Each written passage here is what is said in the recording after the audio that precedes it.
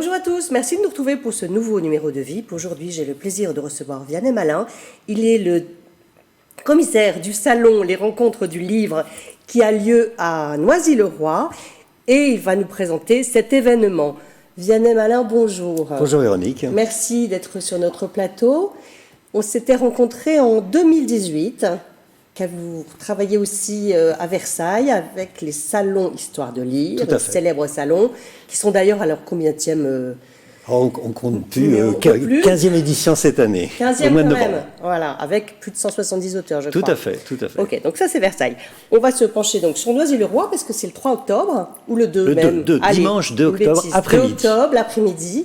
Voilà, vous avez combien d'invités? Alors c'est un petit salon, mais qui depuis donc 2015, créé donc avec Marc Tourelle, le maire de Noisy-le-Roi, voilà, creuse son sillon, j'allais dire, dans l'ouest parisien, pour la littérature et les essais.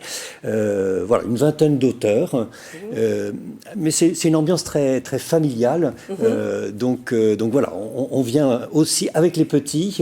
Je pense, voilà, un auteur comme Christine Ferré-Fleury va emmener les enfants dans l'atelier de Coco Chanel, va accompagner la comédienne Armande avec Molière. Vous voyez, c'est aussi tout cela.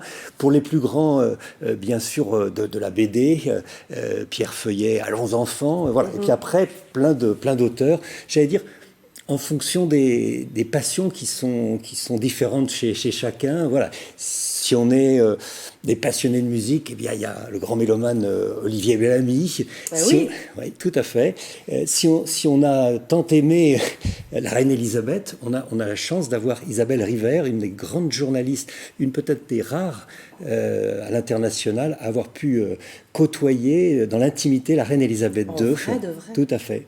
Donc on est très heureux d'avoir Isabelle Rivère. Et puis alors, une autre surprise, c'est Judith Elmaleh. Alors on connaît le frangin, Gad, oui, c'est ça. Mais elle a une sœur. D'ailleurs, elle sera dans le film que Gad sort dans quelques semaines, Reste un peu. Voilà, il a embauché toute la famille. Et il y a Judith. Et là, elle vient d'écrire un joli petit roman avec une plongée très personnelle, très ambiance familiale, voilà, sur la famille Elmaleh. Carrément. Ouais, de quoi apprendre des choses un petit peu secrètes peut-être même.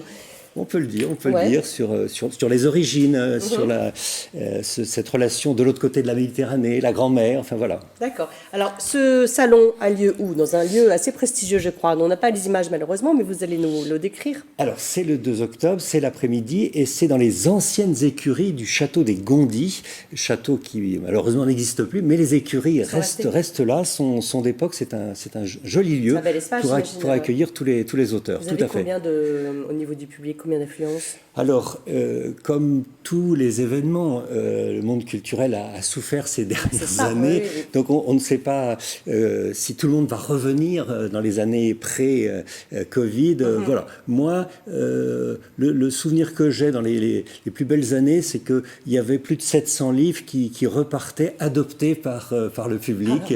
Voilà.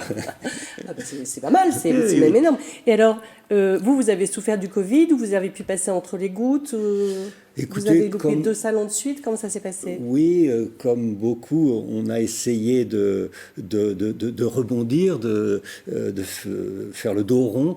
On a fait beaucoup d'événements grâce aux moyens techniques, voilà, audiovisuels. Donc on a fait des rencontres, on a fait même de la vente de livres en ligne quand les librairies étaient fermées, n'étaient pas encore un produit indispensable. Voilà, donc on a essayé de maintenir, mais effectivement, pour cet univers de la production de livres, pour les écrivains, c'était un moment difficile, douloureux. Oui, j'imagine.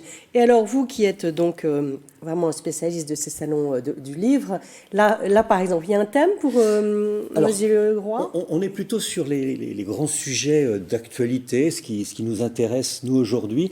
Donc, par exemple, on aura plusieurs temps forts, j'allais dire, des grands débats. Par exemple, sur la France, son devenir, ou le décalage, voire le fossé entre la France rêvée, la France idyllique, la France idéale, et la France réelle, la France concrète, la France vécue. Donc là, trois journalistes, il y aura donc plusieurs journalistes de grande rédaction. Je pense à Anne Rosencher de l'Express, à Laetitia Strauss-Bonnat du Point, et puis François de Closet, donc un visage ô combien connu de la télévision. Oui. Et j'allais dire le vieux monsieur, il ne m'en voudra pas, de 88 ans,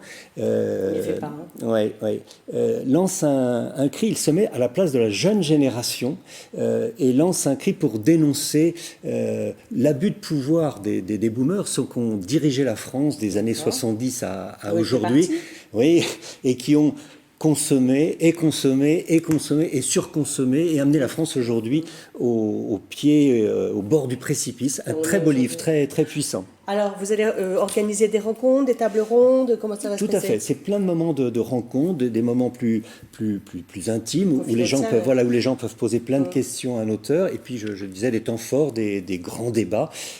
Par exemple, pour la littérature, j'aurai trois romanciers qui vont débattre sur comment rebondir, comment traverser une épreuve de vie, qui peut être multiple et diverse. Ça peut toujours être utile. Comment remonter à cheval après avoir été désarçonné. Il faut remonter tout de suite. Il paraît.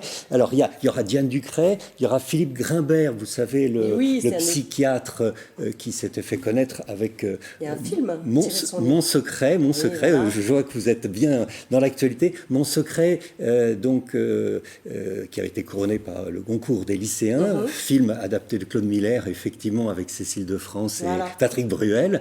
Et là, son livre « Les morts ne nous aiment plus ». Donc, c'est traverser la question du deuil. Et quelquefois, pour des personnes, c'est quasi impossible. Alors, faut-il faire appel aux nouvelles technologies, à l'intelligence artificielle, pour faire prolonger la vie de nos défunts ? Voilà, bonne idée ou fausse bonne idée, c'est le sujet de son... débat. Oui. Et puis, alors, le dernier des romanciers de ce débat, c'est Patrick Sabatier. Non. Si. Donc, le Patrick Sabatier de la télévision. Qu'on avait oublié, mais il vient avec un livre très personnel. Vous êtes sûr qu'il vient ? Oui, j'ai encore échangé avec lui ces jours-ci. Il va très bien, un très beau livre, La Lettre. Donc c'est l'histoire d'un personnage qui, va interviewer très jeune Brigitte Bardot dans sa retraite à Saint-Tropez. Excusez-moi, je vous coupe, ce sont des mémoires ? Ça ressemble beaucoup. C'est un roman à clé. C'est un fameux roman vrai. Oui. Et à un moment, on bascule. Alors bon, il y a toutes les créations d'émissions très populaires, extraordinaires. Donc c'est sa success story. Et puis à un moment, on rentre du côté intime, l'histoire de sa maman, et il découvre très tard, à 60 ans, que sa maman a eu un premier mari qui lui avait jamais avoué, et qu'il a un frère, un demi-frère, mais peut-être plus qu'un demi-frère. Je spoilie pas la fin, voilà. Laissez-nous découvrir. Voilà. Et juste avant d'aborder le dernier invité, j'ai l'impression que ça vous brûle les lèvres d'en parler, mais on va faire, vous inquiétez pas. Est-ce que, juste comme ça, est-ce qu'il y a une recette, un cocktail pour faire un bon salon ? Est-ce qu'on prend 2 stars, on prend ci, on prend ça ?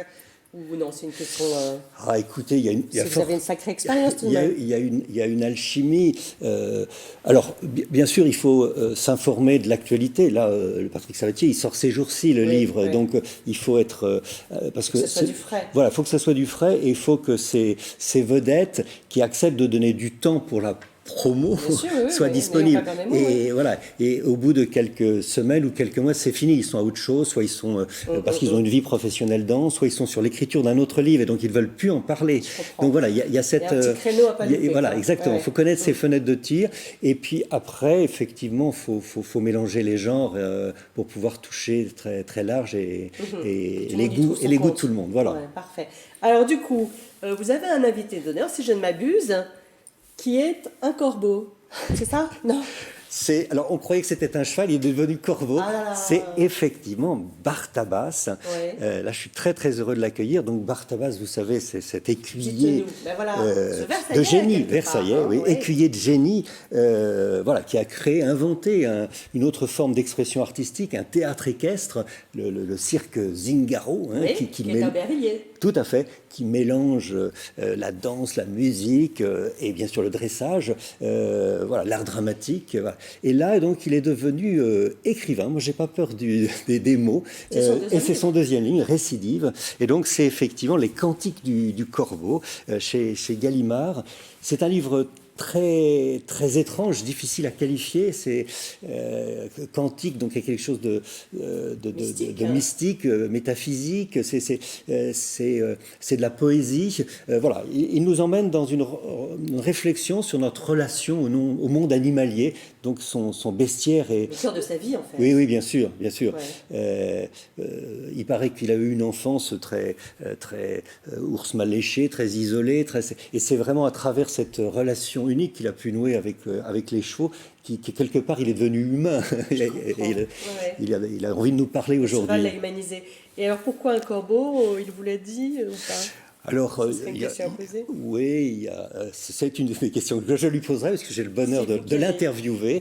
Ouais. Voilà. Donc effectivement, il nous parle de son grand-père qui avait des énormes sourcils noirs qui ressemblaient à un corbeau qui grimaçait quand il lui contait les contes de Grimm quand il était enfant. Voilà. Et puis le corbeau, c'est aussi le premier animal qui arrive sur un animal mort. Il y a toute une réflexion aussi par rapport à la mort. Voilà. Oui, c'est surtout un des oiseaux les plus intelligents tout de même. Absolument, absolument. Donc il y a ça aussi, je pense. C'est magnifique finalement. Ok, Vianney Malin, mais écoutez, vous avez envie de nous lire quelques lignes peut-être avant de terminer? Je vais m'amuser à lire des extraits et il va répondre. Ça va être ça votre entretien. Voilà, c'est ça quelle heure, fil conducteur. Ça sera à 16h45 en deuxième partie d'après-midi. D'accord. Donc ce chant, c'est le premier chant, il s'appelle Naissance. Je suis venu de l'eau, bactérie issue d'un torrent. Habitant ma sphère, je nage dans les méandres. Me sont sortis, au lieu de nageoires, 4 membres et des mains. Je vais aveugle à la recherche de la lumière qui m'effraie. Et voilà que je chute dans une vague, peut-être une avalanche. Mon cœur, comme la mer, jamais ne s'arrête. Ma tête, déjà trop lourde, m'entraîne. Je suis emporté par le flot, aspiré par un trop-plein de vie qui me pousse à quitter ma demeure. Je crève la poche de mon existence et tombe dans la clarté des astres. Je suis venu de l'eau et me voici sur terre. Parfait, magnifique, c'est très beau. Merci beaucoup Vianney Malin. Donc moi je vous dis à dimanche après-midi. Absolument. Voilà, pour rencontrer tous vos invités et passer un bon moment en compagnie de tout un tas de livres plus intéressants les uns que les autres. Merci d'être venu. Merci de votre accueil et tout le programme est sur le site de la mairie de Noisy-le-Roi. Voilà, et vous avez d'autres salons dans les Yvelines ou pas? Non, ailleurs en France. Ailleurs en France, bon alors ça ne nous intéresse pas. Merci. Non, déjà, c'est déjà très bien. À bientôt. Merci à vous. Au revoir à tous. Merci de nous avoir suivis. À bientôt pour un nouveau VIP.